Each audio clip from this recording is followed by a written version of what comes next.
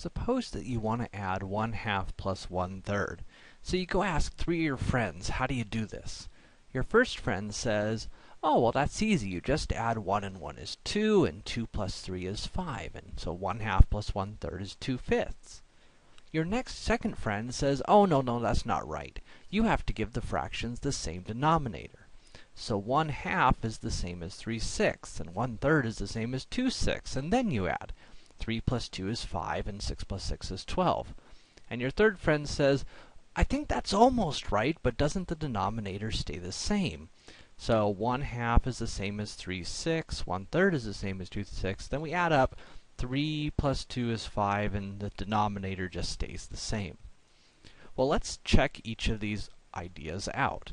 So we're going to look at this visually. So imagine this bar represents a unit of 1.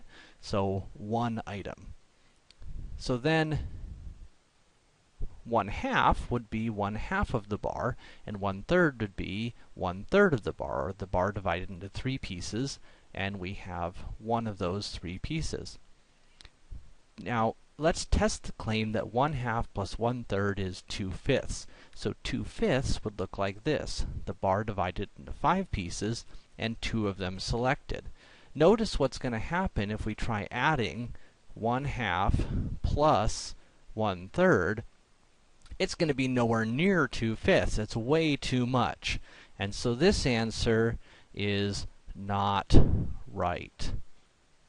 Okay, so let's try the next option. So the next option said, okay, 1/2 plus 1/3, we need to give them the same denominator. So the idea of giving them the same denominator is, oh, and together they're going to equal 5/12 is the theory. Again, here's divided up in 12 pieces, there's 5 of them selected. So the idea of giving them the same denominator is we're going to rewrite how the fraction is represented. Instead of 1/2, we're going to divide our unit of length 1 up into 6 pieces. And 3 of them will be selected, and 3 out of 6 is the same as 1 out of 2 is the same as 1/2. Likewise, 2/6 is the same as 1/3. But let's see if this works when we add them. So now we add our 3/6 plus our 2/6, and we can see again we have way too much. This is not the same as 5/12, and so this is also not right. Okay, well let's check out our third friend's idea. So they said that 1/2 plus 1/3 would be 3/6 plus 2/6 would be 5/6. Let's test this out. So there's my 5/6. Right, bar divided up into 6 pieces, 5 of them selected. Again, we're going to rewrite our fractions, or re-represent them. So 1/2 is the same as 3/6, 1/3 is the same as 2/6, and now let's add those together.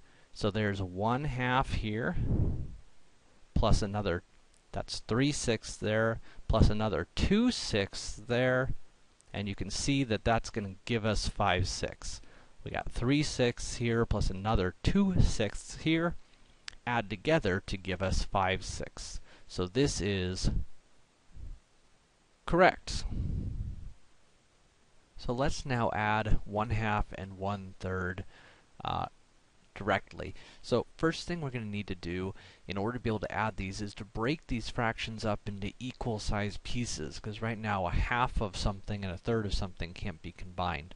So what we need to do is find a common denominator. In other words, we need to break these up so that we have 2 fractions and the pieces of the whole are the same. So what we need is what's called the least common multiple, or the least common denominator. It's the smallest number that divides, that both 2 and 3 divide into.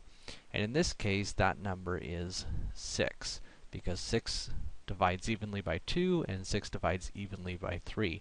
By the way, one way you can find that is by listing all the multiples of each number. So like 2, 4, 6, 8, and then all the multiples of 3, so 3, 6, 9, 12, and look for the smallest number that shows up in both lists. So there's my least common multiple of 6. So now I'm going to rewrite 1/2 as some number of 6. So 1/2 is the same as how many sixths? and the answer ends up being 3/6, because 3 out of 6 is the same as 1 out of 2.